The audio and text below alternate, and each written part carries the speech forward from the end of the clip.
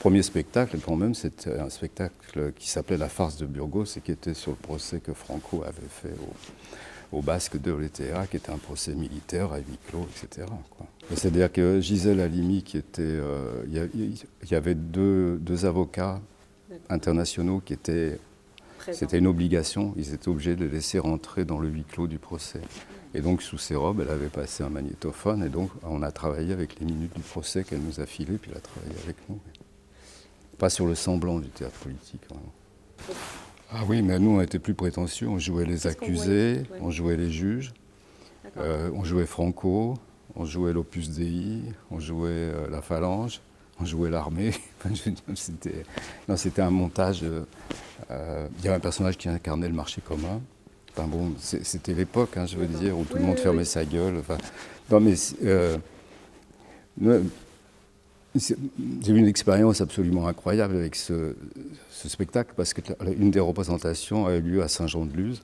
Alors il y avait évidemment tous les CRS tout autour, c'est indescriptible, quoi, parce qu'il y avait les avocats du procès qui étaient interdits et qui avaient réussi à passer la frontière. Et on les a attendus pendant, je ne sais plus, 1 heure. Et quand ils étaient là, on a commencé à jouer. C'était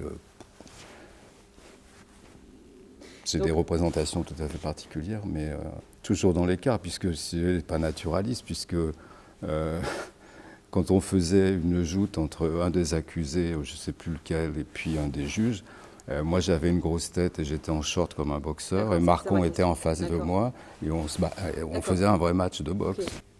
De la même façon, on a monté, par exemple, parce que c'était des amis du théâtre expérimental de Cali, on a monté une pièce qui s'appelait Soldats, qui était la répression des ouvriers agricoles de la United Fruit Company par l'armée.